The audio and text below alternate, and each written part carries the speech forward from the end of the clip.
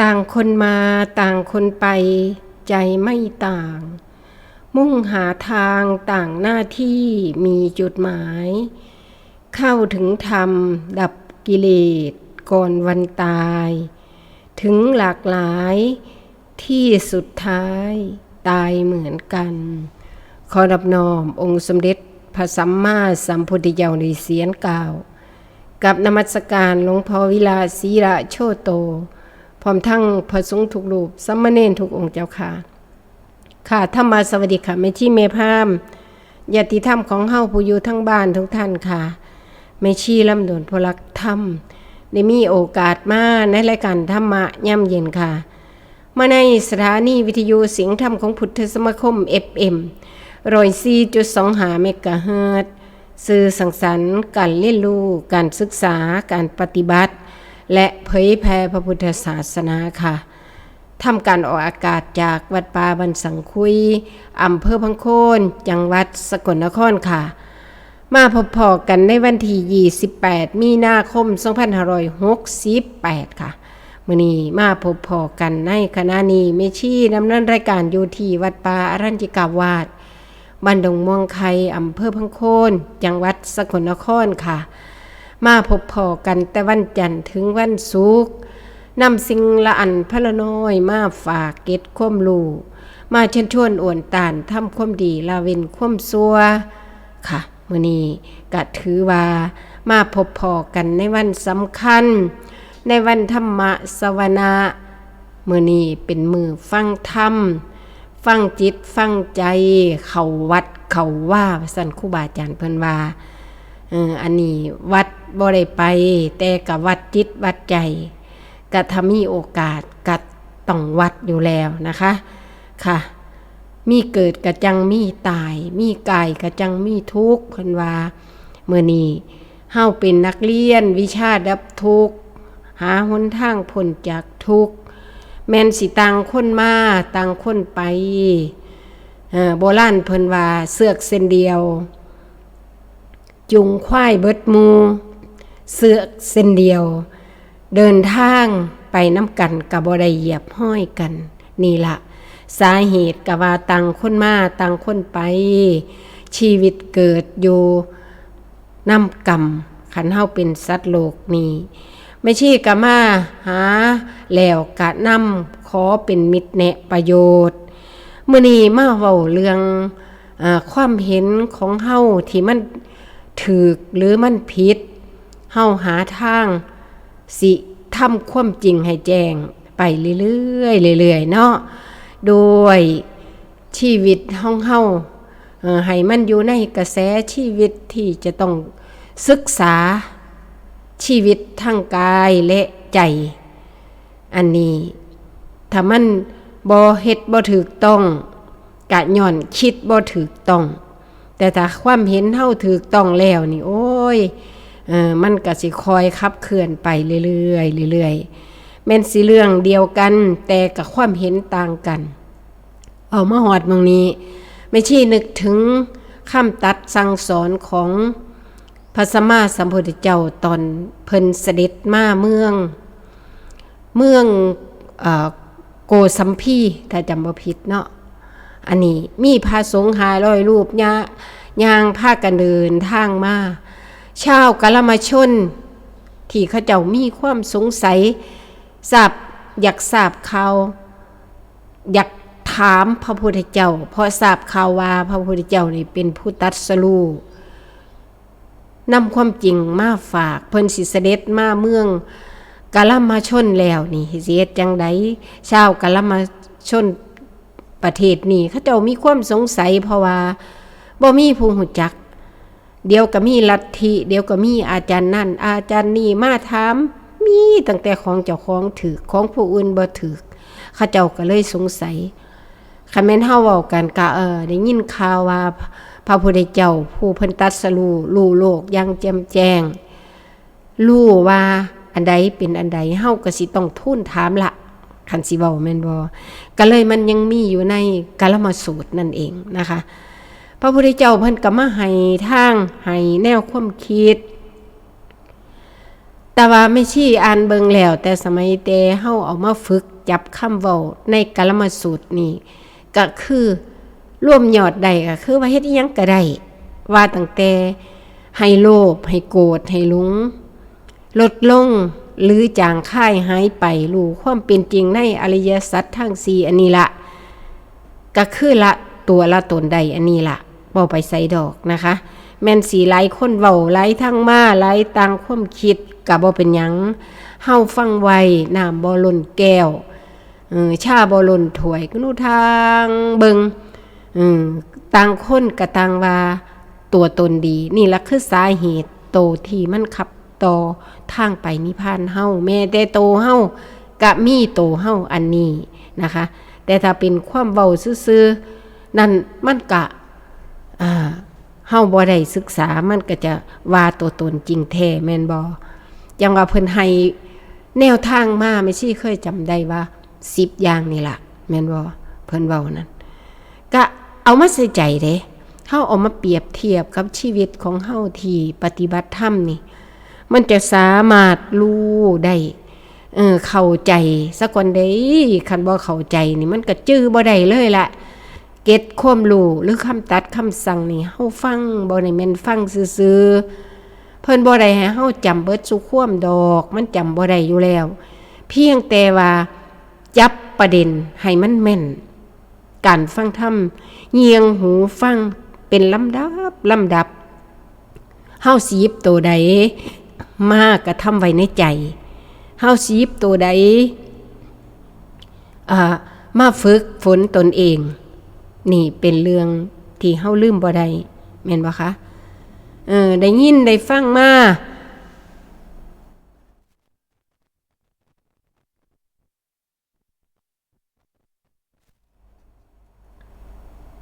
ค่ะได้ยินได้ฟังมาเพิ่นก็ให้ฟังซะก่อนอย่าพาเสื้อแม่นเพิ่นสิซากันมาเฮาก็อย่าพาเสื้อคันสิเว้าก็ฟังหูไว้หูแม่นบ่คะตัวนี้ฟังหูไว้หูก่อนคันสิเสื้อด้วยการคาดเดาคาดคะเนนำหมู่น่ะเพิ่นก็บ่ให้เฮาเสื้อโลดเด้ให้พิจารณาให้ภาวนาเพิ่นว่าเนาะ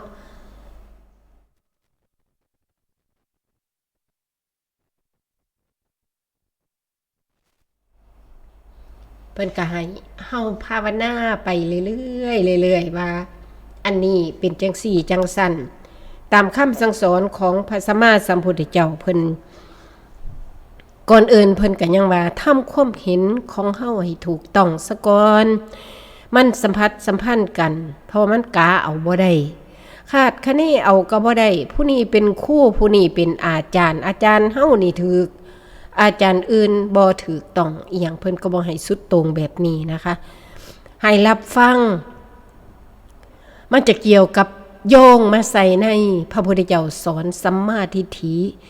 ผู้บางคนเฮ็ดจังได๋น้อจังสิมีสัมมาทิฏฐิเฮ็ดจังไดจังสิเป็นจังสี่จังสันพอเรื่องนี้บ่แม่นแนวคิดเอาเด้แนวเดินทางเข้ามาใส่ได้ยินเสียงกูเรียกได้ยินเสียงคำตัดคำสั่งของพระสัมมาสัมพุทธเจ้านี่ต้องเข้ามาในเส้นทางก็ว่าได้พอได้ยินเสียงเทศเสียงธรรมแล้วให้เข้ามาจังว่าเพิ่นว่าทางเดินอันนี้ถ้ายังเดินอยู่ในสายมรรคสายผลอริยมรรคอริยผลนี้เฮาปฏิบัติตามเส้นทางนี้สักมือนึงเฮาก็สิพบความเป็นจริงสักมือนึงเฮาก็สิเห็นแจ้งแท่งตลอดทางนิพพานหลุดพ้นได้นี่เป็นคำตัดสั่งพระพุทธเจ้าอยู่แล้วพระอรหันต์สิบ่ว่างจากโลกนี้เพิ่นว่าเฮาสิบ่สุดตรงกับอันใดอยู่กับการภาวนาที่แรกก็เฮาก็ฝึกมีแนวตรวจท่านตัวเองว่าเฮาได้เข้ามาตามศีลสมาธิปัญญาหรือยังเฮามีความศรัทธาในพระพุทธพระธรรมพระสงฆ์หรือบ่เฮาก็ถามตัวเองมาเรื่อยๆแล้วก็เข้ามาสู่เพิ่นว่ามันบ่แม่นว่าสิเห็นโลดซ้ำเห็นเส้นทางถ้าเป็นภาษาธรรมเพิ่นว่าอีหยังก็บุพนิมิตอีหยังนี่ล่ะ ที่พระพุทธเจ้าเพิ่นให้เฮาได้เอามาทดสอบทดลองเพิ่นเว้าย่ำใดเพิ่นตัดย่ำใดถ้าสรุปแล้วก็คือกัลยาณมิตรนี่เป็นทุกสิ่งทุกอย่างของพรหมจรรย์แม่ชีก็มาจือเอาเท่านี้แม่นบ่คะตัวนี้เฮาจือไว้เพราะกัลยาณมิตรนี่ถ้าเฮาไปเอาผู้ที่บ่เป็นแนวทางตามคำสั่งสอนของพระสัมมาสัมพุทธเจ้ากับพาดไปได้คือกันเฮาก็เลยยึดพระพุทธเจ้าเป็นกัลยาณมิตรอันดับหนึ่งครูบาอาจารย์ผู้เพิ่นปฏิบัติก่อนเห็นก่อนดูก่อนมาบอกมาเทศมาสั่งมาสอนก็ต้องรับเอาเพราะว่าตัวนี้เป็นเรื่องที่เอามาสอบ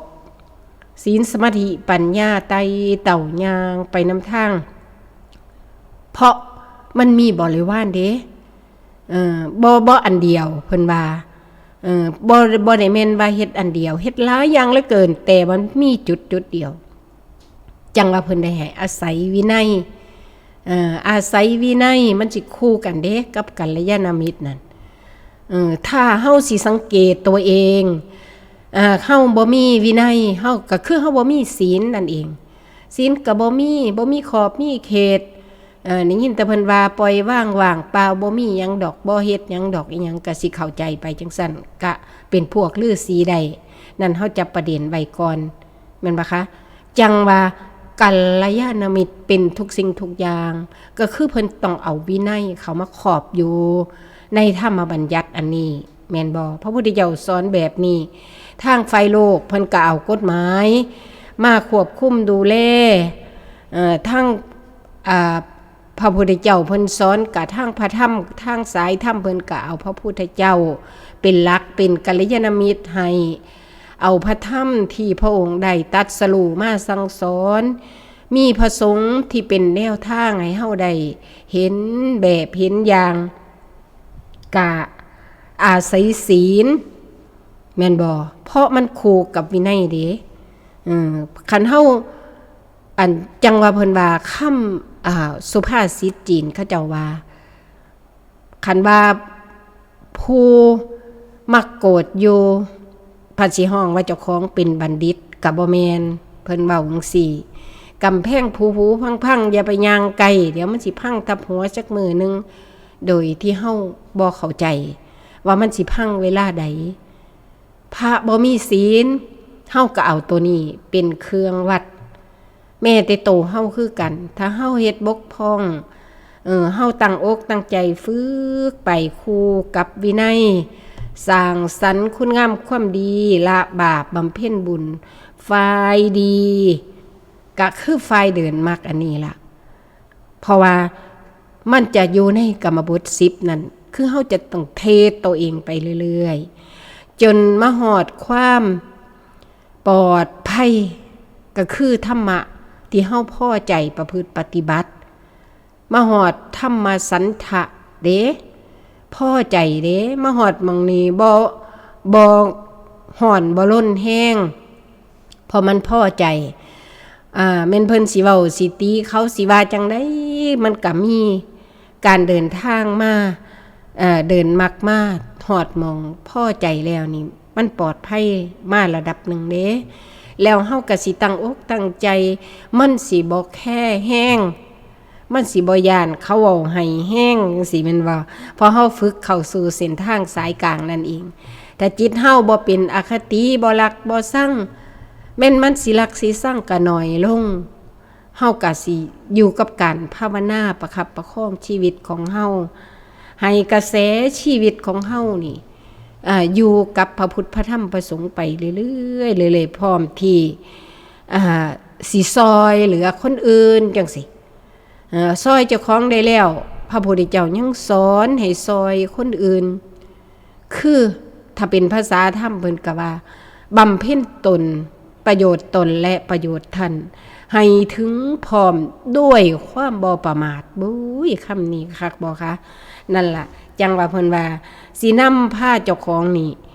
เป็นแบบเป็นอย่างคันเฮาบ่ได้มีกว้างเกินไปก็เป็นแบบเป็นอย่างให้ลูกให้หลานผู้อยู่ไกลอยู่เคียง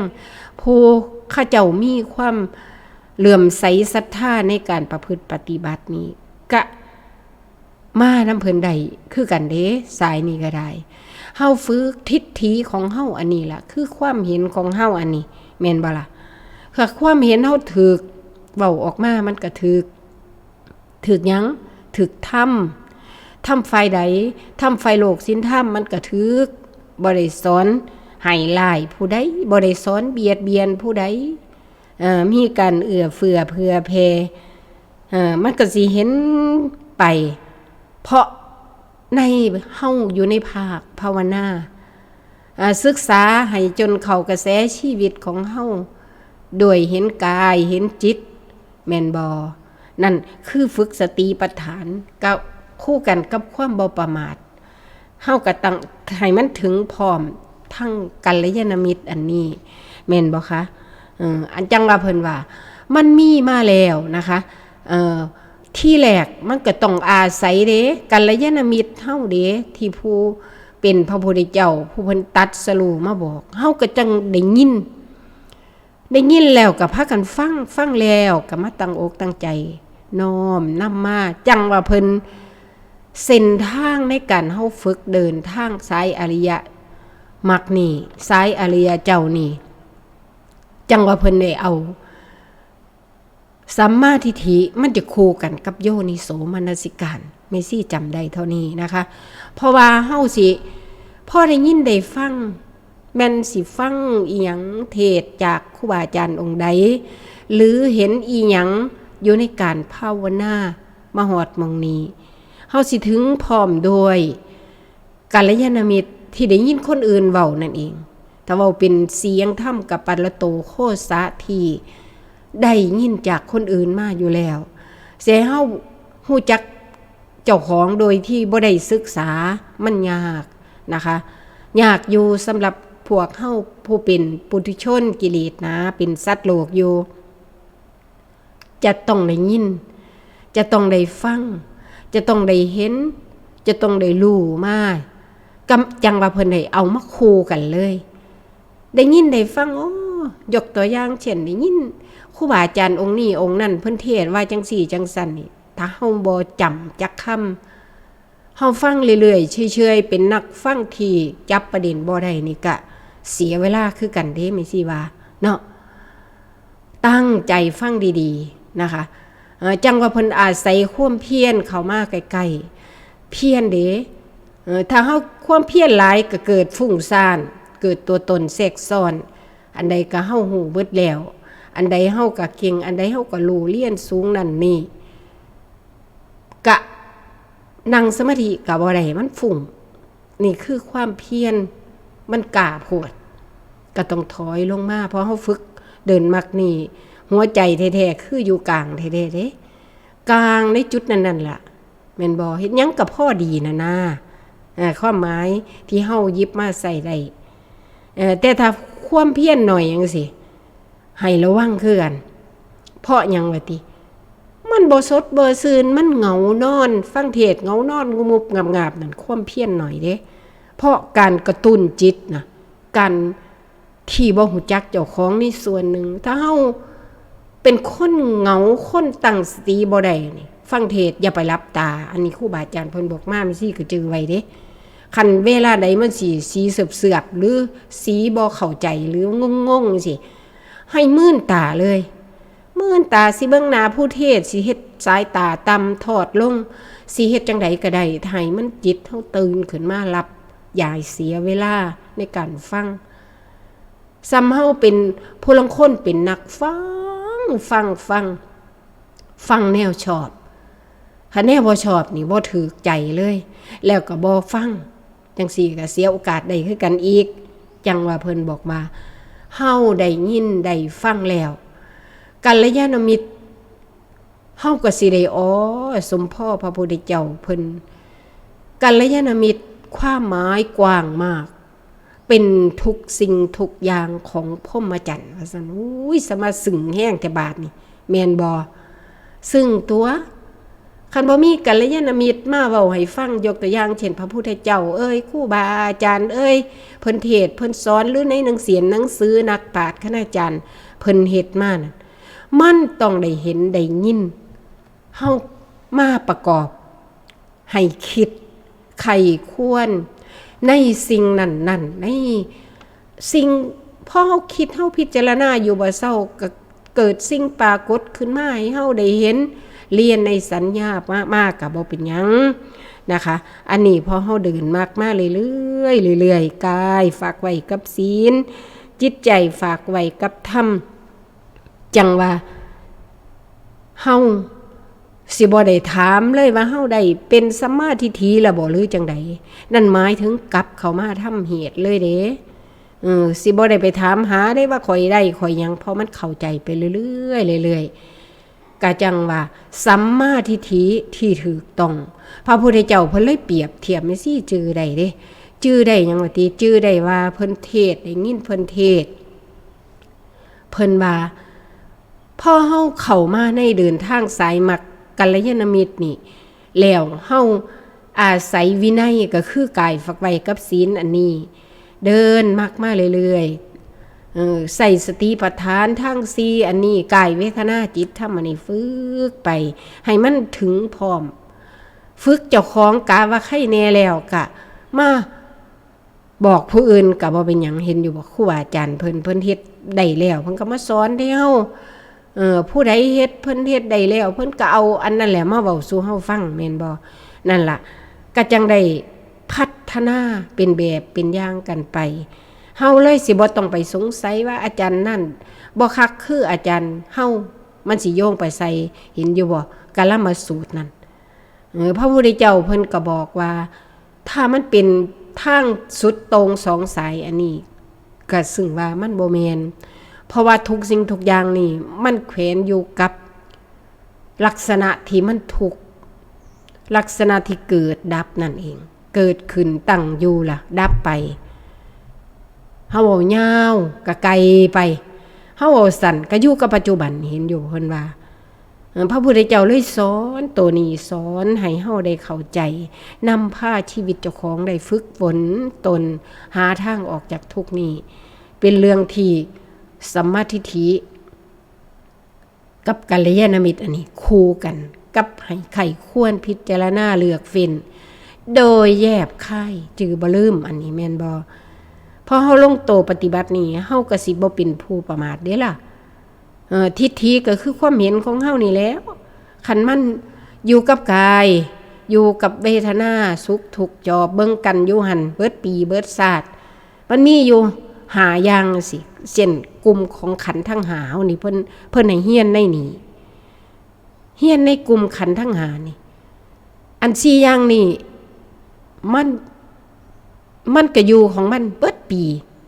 ถ้าไปจอบเบิ่งดีๆนี่จิตของเฮานี่เล่นไปเกาะตัวนั้นเล่นไปเกาะตัวนี้เด้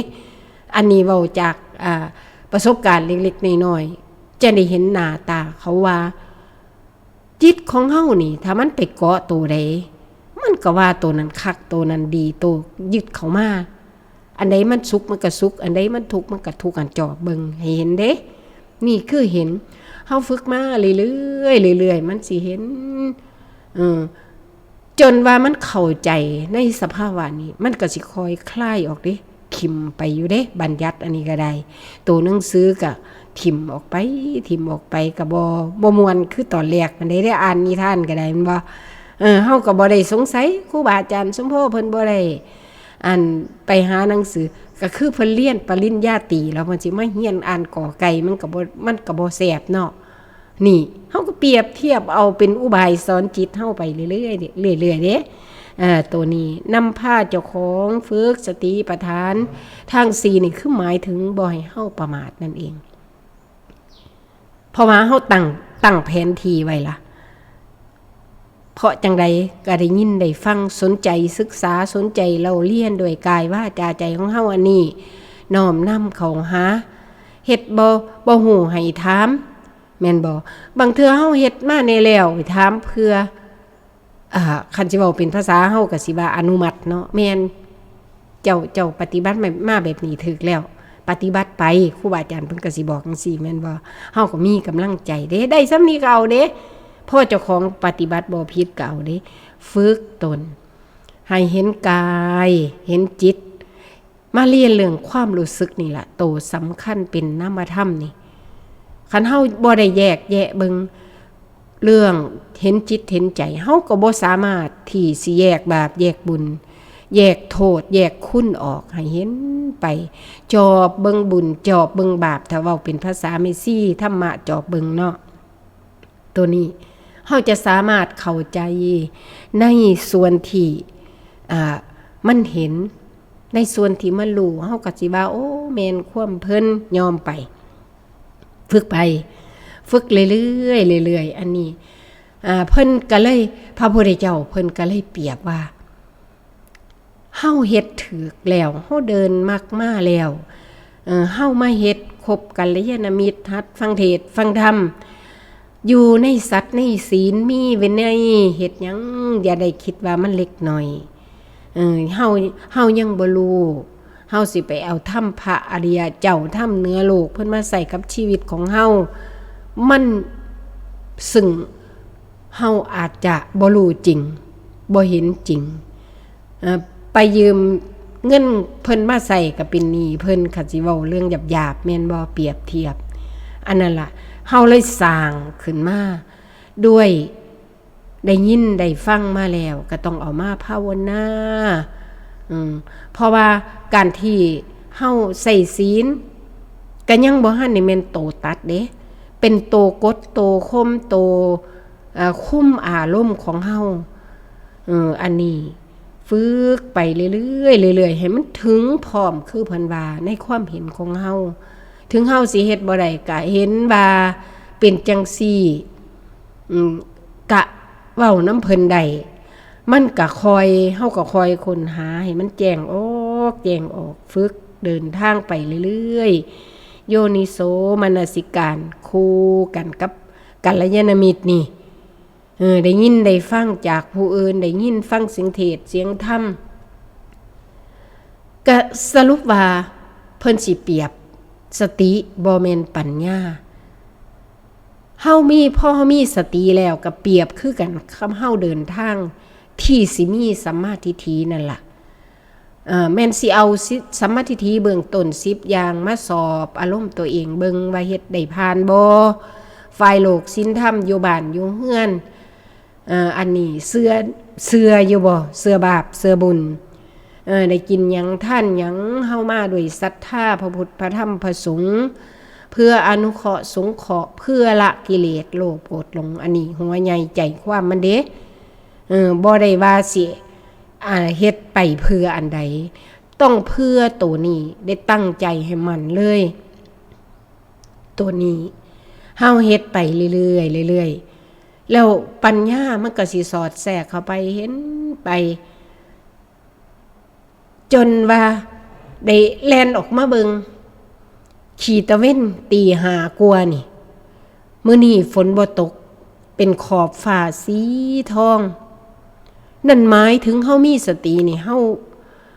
เดินทางก็จังว่าเพิ่นพระบดียวเพิ่นบอกบุพพานิมิตอันนี้มันสิบอกเฮาเลยว่าถ้าปฏิบัติมาในจังที่พระสัมมาสัมพุทธเจ้ามันตัดบอกนี่เฮาสิเข้าใจจิตของเฮาสิเป็นสัมมาทิฏฐิไปเลยพอมักมันเต็มว่าซั่นนี่คือตัวหนังสือเพิ่นบอกแต่ภาคปฏิบัติของเฮานั้นคือเฮาเฮ็ดไปเลยทำเหตุไปเลยเฮ็ดคือเพิ่นสอนนี่หลายฝ่าลาปีก็ตามเฝ้าคอยสังเกตเบิ่งควบคุมดูแลอารมณ์เรียนความรู้สึกตัวเองกายฝากไว้กับศีลจิตใจฝากไว้กับธรรมซีกนึงเป็นธรรมที่มันบ่รู้เรื่องซีกนึงเป็นธรรมที่เป็นนามธรรมอันนามธรรมนั้นที่เพิ่นเว้าก็คือมันบ่รู้มันเป็นอวิชชาอันนี้มันเลยได้แต่ปรุงแต่คิดแต่มันทำงานรวมกันได้บาดนี่แม่นบ่จังว่าฝ่ายกรรมอันนี้ก็คือการกระทำของได้เฮาฝ่ายอากาศก็เป็นก็มีเหตุให้เกิดให้ดับไปให้เกิดทางดับให้เฮาได้ศึกษาฝ่ายอาหารก็คือกัน ฝ่ายรูปฝ่ายนามมันสัมผัสกันเฮาก็เลยต้องได้เรียนไปเรื่อยๆเรื่อยๆจังว่าเพิ่นว่าแสงทองอันนี้ก็เปรียบคือกันกับสติแม่ซี่ทำให้ซี่จำบ่ผิดคือจับลงโตปฏิบัติไปเลยแต่ว่าถ้าเฮาเฮ็ดบ่เศร้าเดินทางไปปัญญานั่นคือดวงอาทิตย์ว่าซั่นเฮาก็อยากมีปัญญาเนาะเฮาก็ตั้งใจฝึกซะแล้วก็มันอีกซีกนึงเฮาสิบ่ได้สนใจดอกเฮาบรรลุธรรมแล้วบ่เฮาได้สั่นใดแล้วบ่บ่ต้องแต่ผลของมันสิบอกแก่จิตของเฮาเพราะว่าคำตอบบอกมาตลอดเทศมาเรื่อยๆเรื่อยๆว่านี่เฮาเข้าใจที่พระพุทธเจ้าสอนครูบาอาจารย์เทศขึ้นเฮาฟังเฮาเทศอันนี้เฮาเข้าใจอันนี้เฮากำกวมเฮายังเป็นลังเลบ่ก็แปลว่าเฮาบ่เข้าใจคักฟังไปเรื่อยๆนั่นหมายถึงเอาชีวิตศึกษาให้มันเข้ากระแสชีวิตและจิตใจของเฮาอันนี้ไปเรื่อยๆเรื่อยๆนอนหลับตื่นขึ้นก็เอาไปกายก็บ่ให้มันผิดก็เบิ่งลำดับที่ปฏิบัติมาเป็นไปเองที่แรกเฮาตั้งเจตนาไว้มันบอกเจตนาเฮาสิฝึกแบบนี้สิปฏิบัติคือเพิ่นว่าเฮ็ดไปมันพอใจเด้ฉันทะพอใจฉันทะมูลกาเพิ่นว่าภาษาธรรมเพิ่นว่าความเห็นของเฮาความคิดของเฮามันอยู่กับกุศลอยู่กับบุญบำเพ็ญคุณงามความดีมันอิ่มปราโมทย์ไปเรื่อยๆมีปิติรอเลี้ยงจิตใจไปก็เฮ็ดไปเรื่อยๆเรื่อยๆจังซี่ความเพียรมันก็แกงกะกาเด้มันก็บ่เหงาบ่หงอยเด้ถ้าเฮาใส่ข้อมูลที่มันถูกต้องแล้วนี่กำลังใจเพียบเด้ไผสิว่าจังใดก็ว่าเขาคิดบ่คือเฮาบางครั้งนี่จังว่าเพิ่นว่าไม่ชี้เว้ามาฮอดหม้องนี้นึกถึงคำตัดคำสั่งของพระพุทธเจ้าในการสนทนาธรรม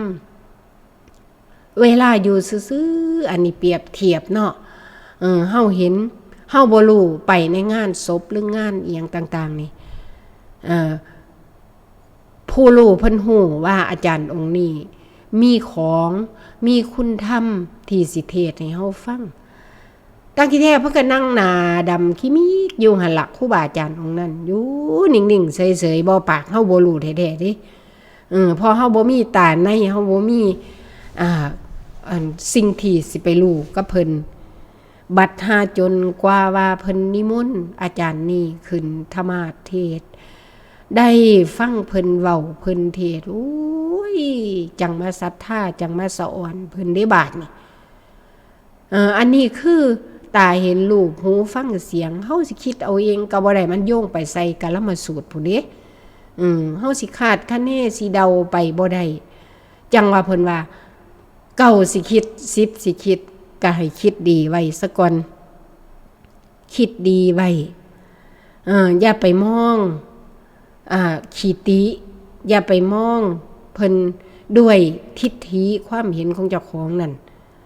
เพราะมันความเคยชินคนเฮานั่นมันมองข้ามกันสิว่าอันนี้จังว่าเพิ่นให้อยู่กลางบ่ให้มีอคติกับอันใดว่าซั่นเพิ่นว่านี่คือทางสายฝึกเฮาก็ได้แต่ฝึกละความโลภความโกรธความหลงไปหาประโยชน์ตนและประโยชน์ท่านถ้าสิเว้าถึงถ้าเฮาย่างตามไทม์ไลน์เพิ่นจริงๆนี่มันจะเห็นผลไปตามเพิ่นว่าอีหลีเด้เป๊ะไปเลยเด้แต่มันกำหนดเวลาบ่ได้ดอกเฮาก็บ่มีเวลาเฮาก็ไปเรื่อยๆไม่ซี่เคยเว้าแต่กี้ปานรถขายองค์เนาะปฏิบัติธรรมก็ได้ตกแตกบ่ต้องไปสนใจเอามันแม่นบ่เพราะบ่มีประโยชน์อันใดมันเสียไปแล้วนั่นหมายถึงอดีตที่ผ่านไปแล้วความเว้าครูบาอาจารย์อนาคตยังบ่มาถึงปัจจุบันเท่านั้นที่สิสำเร็จประโยชน์ความเว้าพ่อแม่ครูบาอาจารย์หลวงปู่มันนี่ไม่สิจำขึ้นสมองเลยตัวนี้เฮาก็เลยมาฟังเทศน์ครูบาอาจารย์เพิ่นก็ว่าให้อยู่เฮาอยู่ในปัจจุบันคณะจิตอันนี้ทางสายนิพพานเฮาอยู่แบบบ่มีตัวมีตนอันนี้แต่ว่า คนละเรื่องใดถ้าฟังบ่ถูกนี่มันผิดใจแท้ๆเด้ทำบุญบ่เอาบุญเอ้ยบ้าบุญบ้าบาปเอ้ยแล้วก็ฟังบ่เข้าใจพ่อเพิ่นมาเว้าแล้วเพิ่นก็เลยเปรียบเทียบเห็นอยู่ว่าผู้ใหญ่พะรู้เด็กน้อยก็คือฝ่ายพระอริยเจ้าพระอรหันต์เพิ่นรู้พวกเฮาผู้เป็นสัตว์โลกอยู่นี่เพิ่นมองลงมาเห็นแต่เฮาบ่เห็นเพิ่นนี่โอ้อันนี้เสือเด้ข้านบ่ได้เด้เพราะว่าเฮาเปรียบเทียบนี่ลูกเฮาแอวอยากได้ขนมอยากได้ของเล่นหรือมันบ่พอใจอีหยังนี่เฮาฮู้เด้แม่นบ่เฮาเป็นแม่เป็นผู้เลี้ยงดูนี่แต่ว่าเฮาผู้ใหญ่กว่าเฮานี่จักเพิ่นคิดอีหยังน้ำนิ่งพไหลลึกนะจนกว่าว่าเพิ่นเว้าออกมาเฮาจังสามารถรู้ได้โอ้อาจารย์นี่จังแม่นเพิ่นเทศดีเพิ่นก็นั่งอยู่ซื่อๆอยู่หม่องหันผู้น้อยๆจ่อยๆคิกมิกอยู่เฮ็ดใดจังมามีคุณธรรมกระดอพุ่นเฮาก็โยงไปใส่โยนิโสมนสิการของเฮาคือกันโอ้ตาเห็นรูปหูฟังเสียงบ่ใส่ว่าสิไปตัดสินเพราะเฮาบ่มีภูมิรู้ที่จะฮู้จักว่าอันใดเป็นอันใดแค่เฮาฮู้ประคับประคองชีวิตของเฮาเบิ่งสติสัพพัญญะของเฮาไปเรื่อยๆซ้ำนี้ก็เหลือแหล่แล้วแม่นบ่คะตัวนี้นั่นล่ะแม่ชีก็มาส่วนคุยส่วนเว้าเฮ็ดไปเรื่อยๆเรื่อยๆอันนี้ก็ได้เพราะว่าหยังว่าติเพราะว่าได้เวลาก็มาเฮ็ดไปอันใดเป็นธรรมคุณเครื่องที่พระพุทธเจ้าเพิ่นเฮาบ่รู้ก็หาครูปรับตัวเฮาเรียนของครูเนาะแค่เฮาสิบ่ได้ไปถามเป็นจังได๋เฮาเฮ็ดจังได๋เฮาได้สัมมาทิฏฐิละบ่เดียวนี้เฮาสิบ่ต้องไปสนใจหมู่หันเลยทำเหตุแล้วก็สิบ่ได้ไปเว้าค่อยได้สัมมาทิฏฐิแล้วยังก็สิบ่ได้ไปว่าแม่นบ่นั่นล่ะหมายถึงเฮาจับประเด็นกายฝากไว้กับศีล5ข้ออันนี้มันจะคู่กับธรรมหาขึ้นมาโดยปริยายเลยถ้าบ่เชื่อก็ไปเฮ็ดลองเบิ่งก็ได้แม่นบ่ถ้าเฮาบ่ฆ่าสัตว์เฮาก็มีเมตตาอันเด้ซั่นเฮาจิตของเฮาอ่อนนุ่มลงมาเขาก็บ่ได้อยากตายเห็นถ้าสิเว้าหยาบๆก็อกเขาอกเฮาแม่นบ่นั่นล่ะเฮาก็คิดไปจังว่ามันเฮาคำสั่งสอนของพระสัมมาสัมพุทธเจ้าที่เพิ่นแปลออกเป็นหนังสือให้เฮาสวดมนต์ไหว้พระไปจังซี่เฮาหาโอกาสฟังความแปล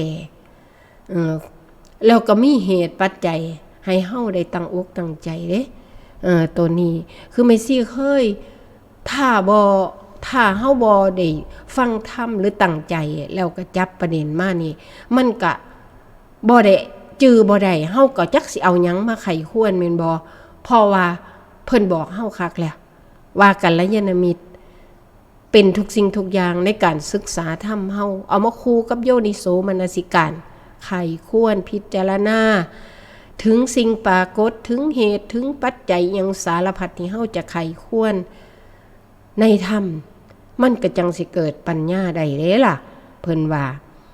แค่เฮาฝึกสติก็ซ้ำแสงทองเป็นกุยไม้ที่มื้อนี้โอ้ยฟ้าขอบสีทองแล้วจักหน่อยดวงตะวันกาคือสัมมาทิฏฐิของเฮาโตปัญญาใหญ่ที่จะสอดส่องศาสตร์เข้าไปให้เห็นสิ่งที่เฮาบ่รู้ก็สิให้เฮารู้ไปในสัจธรรมอันนี้นั่นเป็นเรื่องจริงที่เฮาทำเหตุไว้นะคะตัวนี้ในแต่มาเชิญชวนอวนตานคุยหากันแลกเปลี่ยนซื้อไปหาแม่ยุคใหม่อย่าคิดว่ามันเล็กมันหน่อยได้เฮาหงายภาชนะขึ้นมาเพราะชีวิตอยู่กับความเปลี่ยนแปลงเฮ็ดไปฝึกไปนี่ล่ะ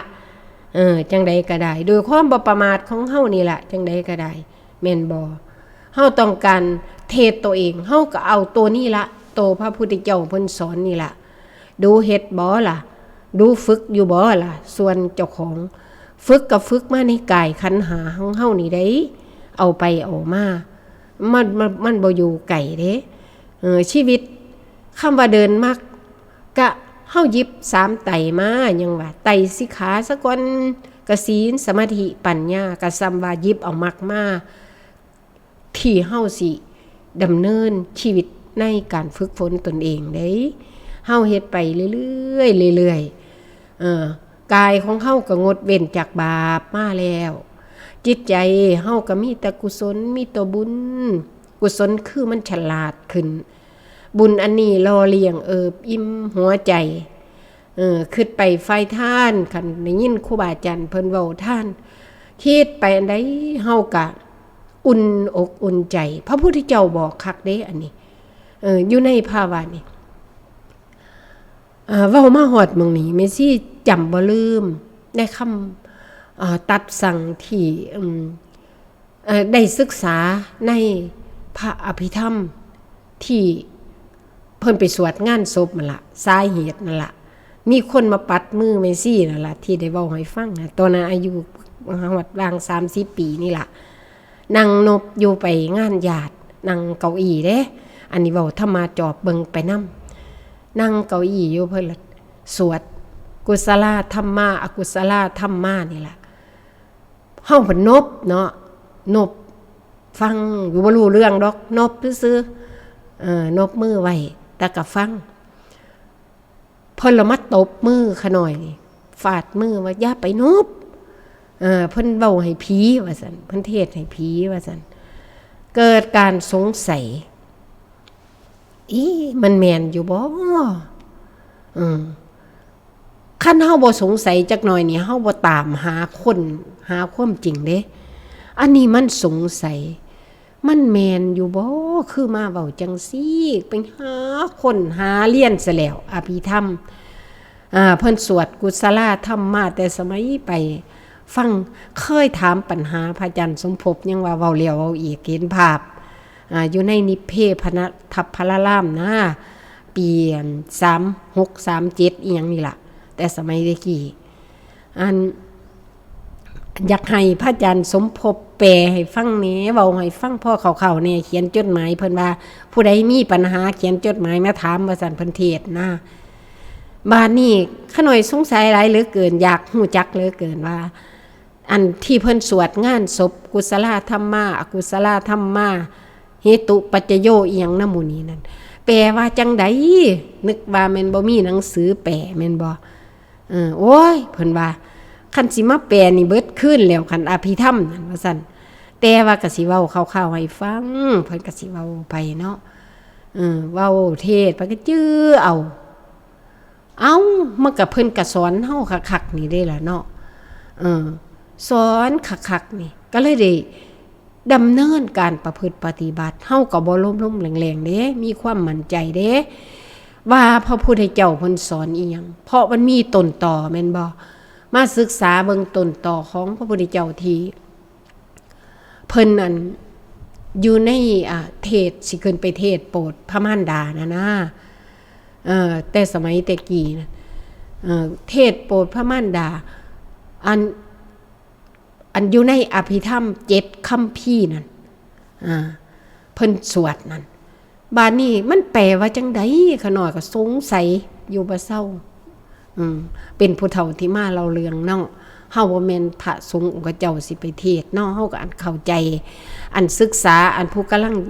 ฟังตามกันไปเฮาก็คุยกันแลกเปลี่ยนเรียนรู้ในขณะนี้เนาะ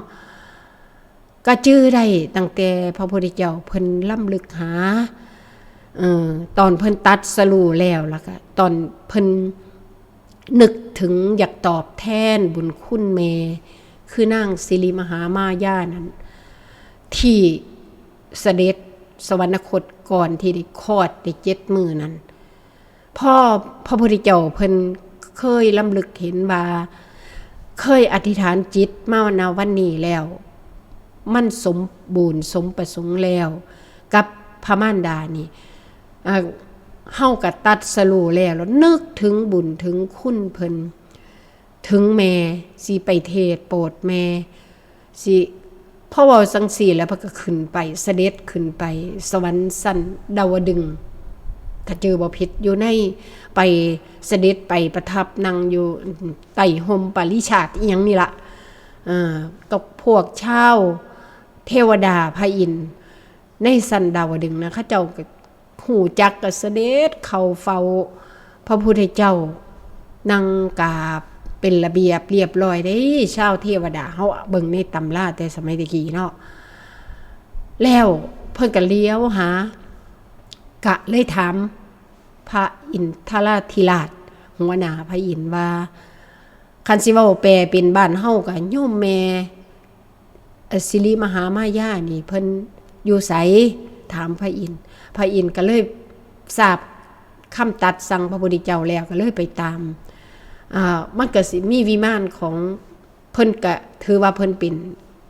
พระอินทร์ได้นางศิริมหามายานั่นแล้วก็ไปบอกก็ดีใจส้มซืนบ่วยได้ยินว่าพระพุทธเจ้าสิเสด็จโปรด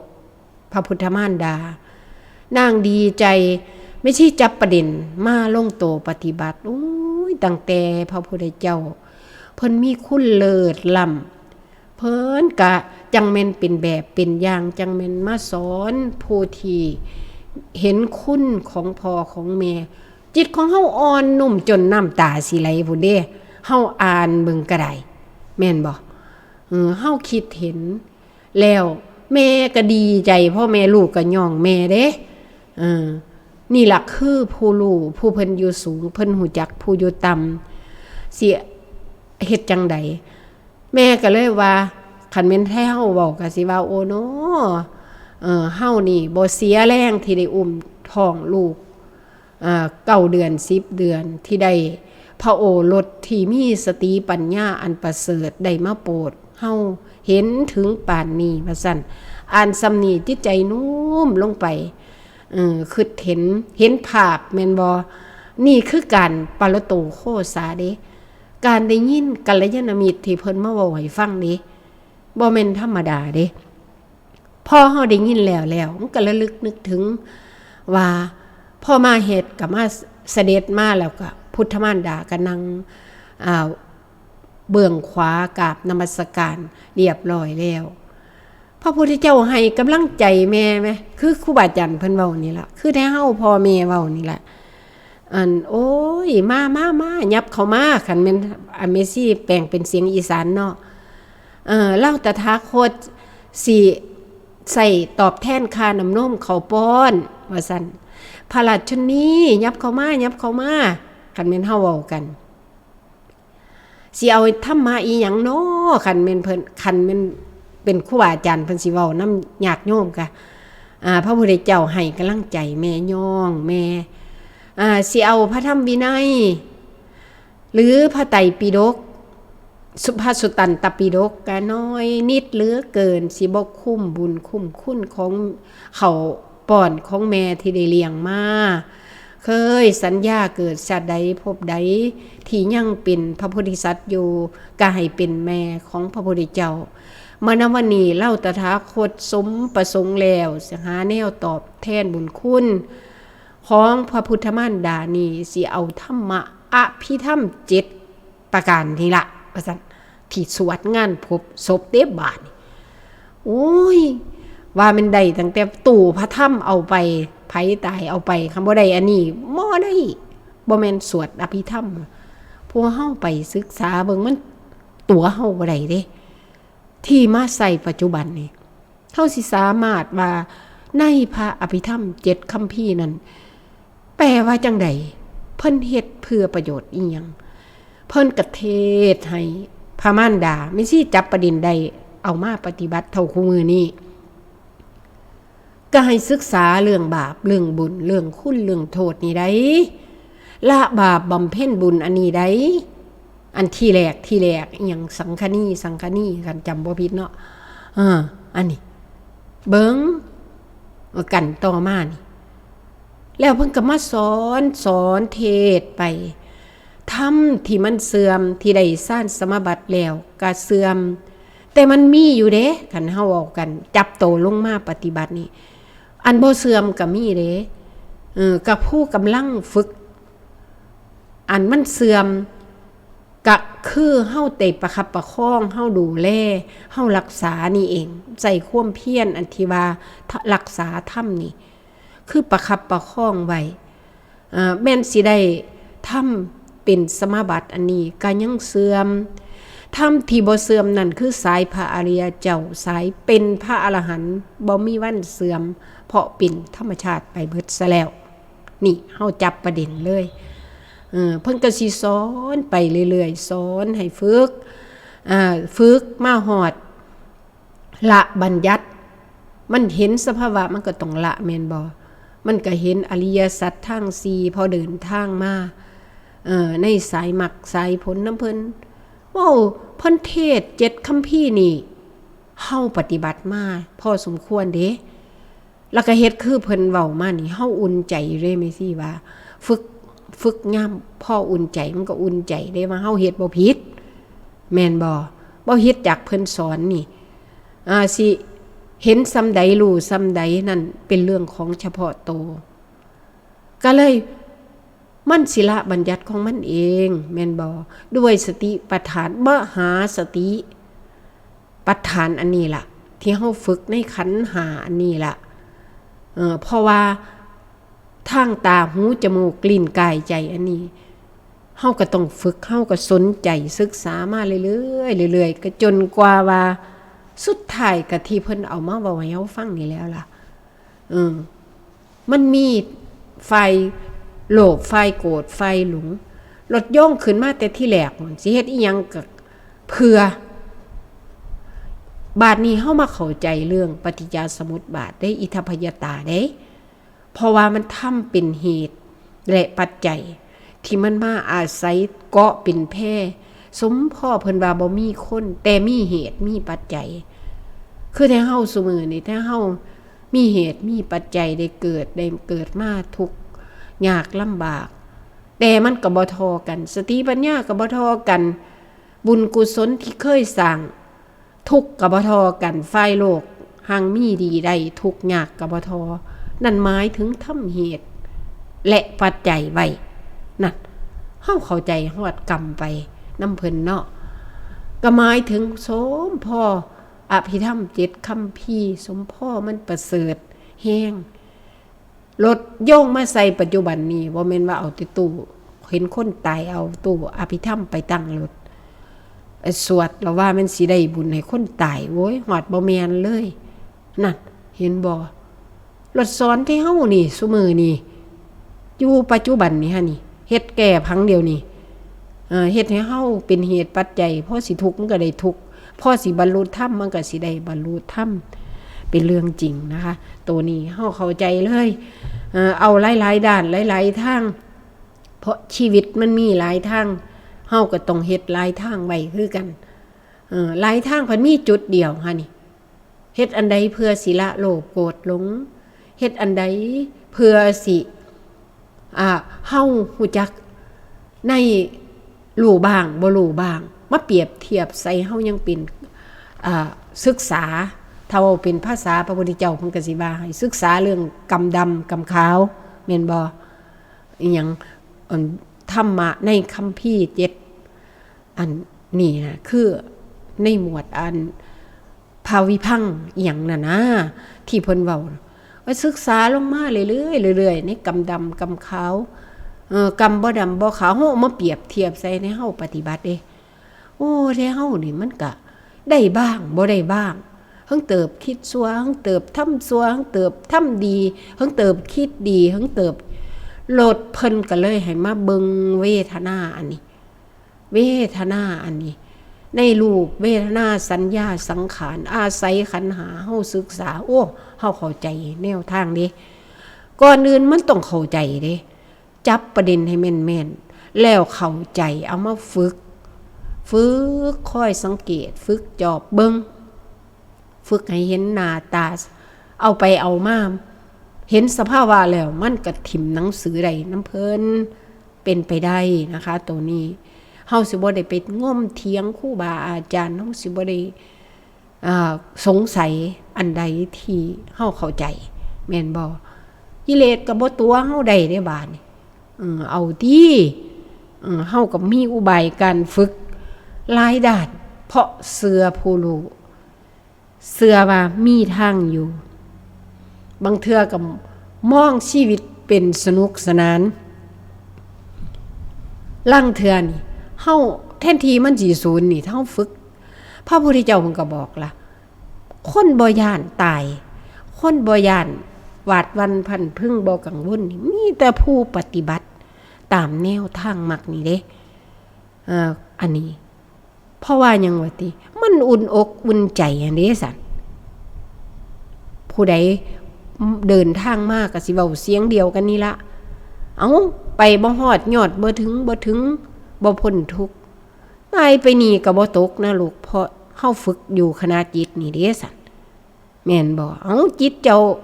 พระพุทธเจ้าสอนแล้วเด้บาปมันก็ทำให้จิตเศร้าหมองบางเทื่อมันมากไปโลภมากโกรธมากหลงมากพักออกมาเป็นว่าจากายกับเพชรบาปฮะนี่จักสิหายสิตีสิด่าสิฆ่าสิแกล้งกันก็เห็นอยู่ดาดเดือนแม่นบ่แม่แต่โตเฮาคือกันเฮ็ดหยังเฮ็ดด้วยความโกรธเฮ็ดหยังเฮ็ดด้วยความโลภบ่ได้ดังใจนำหมู่นั้นมันต้องอาศัยความอดทนตั้งสัจจะอธิษฐานขึ้นมาเฮ็ดไปที่เฮาศึกษาหลายด้านแม่แต่พระโพธิสัตว์พระพุทธเจ้าเพิ่นสร้างมาเฮ็ดมาเป็นหยังเพิ่นก็เป็นหัวหน้าหมู่เป็นหยังเพิ่นก็เป็นคนดีสัตว์ดีแม่นบ่แล้วพระพุทธเจ้าองค์ใดสิมาตรัสรู้เปรียบได้เว้าได้เพิ่นบอกเฮาก็อาศัยอริยสัจทั้ง4ทั้งเบิดเพิ่นว่าแนวทางอันเดียวอันนี้บ่แปรบ่เปลี่ยนอันบ่แปรบ่เปลี่ยนอันแปรเปลี่ยนก็แปรเปลี่ยนคือเพิ่นพ้นแล้วมันบ่เปลี่ยนไปไสมันเป็นธรรมชาติว่าซั่นโอ้ยแท้เฮามันคือไก่แท้เนาะกับธรรมชาติเนาะเว้าอยู่ดอกมันเป็นธรรมชาติเพิ่นว่าซั่นดอกแต่ก็ดีกว่าบ่เว้าได้ล่ะจอบเบิ่งดีๆมันก็ธรรมดาคันได้ยินว่าผู้นี้ตายโอ้ยเพิ่นก็ธรรมดาละเนาะเพิ่นเฒ่าแน่เว้าซ้ำนี้มันยังมีทางไหลออกได้ทุกข์นั่นมันบ่โวยวายหายยากมันบ่ทุกข์บ่โศกแห้งแม่นบ่มันก็จังสิล่ะธรรมชาติเฮ็ดจังได๋เพิ่นก็ยังว่าน้อยก็ตายนุ่มก็ตายว่าเฮาก็ศึกษาไปฝึกไปก็ดีกว่าบ่ฝึกนั่นคอยเฮาเข้าเส้นทางนำเพิ่นให้ได้นะคะเข้าเส้นทางนำเพิ่นได้ก็หันหูหันฟังมากัลยาณมิตรอันนี้จะคู่กับโยนิโสมนสิการถ้าเฮาบ่ใครบ่ควรได้แต่นั่งหลับตาได้แต่อยู่ได้ตั้งแต่ถือจังซี่ก็เป็นบ่ได้ปัญญาย้อนเพิ่นก็สอนคักล่ะแต่ว่าเพิ่นว่าถ้าบ่มีสมาธิมันก็บ่ได้เพราะจักสิง่วงเหงาเฮานอนจักสิฟังธรรมะก็บ่เข้าใจความเพียรก็น้อยปัญญาก็น้อยนั่นมันมีแต่น้อยมันบ่ตื่นรู้นั่นเพิ่นต้องอาศัยองค์กรในองค์ข้าพยพที่เฮาสิเข้าใจธรรมนี่ความเพียรก็กล้าบ่แม่นเศร้าส้อยเหงาหงอยอ่อนแอแต่มันนุ่มนวลควรแก่การงานจิตเฮานุ่มบ่แข็งกระด้างแม่นบ่ยอมรับแล้วก็พิจารณาโยนิโสมนสิการที่ได้ยินได้ฟังที่เอามาสอนจิตตัวเองเฮาก็สิได้เข้าใจสักมื้อนึงเฮาสิเดินทางให้พ้นให้ได้ตัวนี้บ่ได้แม่นคิดเสียเด้แม่นสิได้ฝึกย้อนอันที่1ลุงเพิ่นก็บอกปรารถนาแต่สวรรค์โอ้ยคักหลายอย่าปรารถนาต่ำเลยแม่ต้องตั้งใจปรารถนานิพพานลุงเพิ่นบอกจังซี่ก็เว้าอยู่ปรารถนานิพพานังปัจจโยโหตุก็เว้าอยู่บ่เซาเทื่อก็ปรารถนาก็บ่รู้ก็ต้องศึกษาแม่นบ่ก็มันบ่รู้โลดนี่มันก็ต้องอาศัยกัลยาณมิตรควบคู่กับโยนิโสมนสิการเอาศีลเป็นโตกำลังเฮียนไว้ควบคุมดูแลภายนอกภายในของเฮามันฮ้อนวืดปากมีปากก็อยากเว้าให้แต่คนเพราะกิเลสมันเฮาบ่รู้ว่ามันมาทางตา บ่รู้ว่ามาทั้งหูแต่กี้นั่นแต่เฮาบ่ทันฝึกนั่น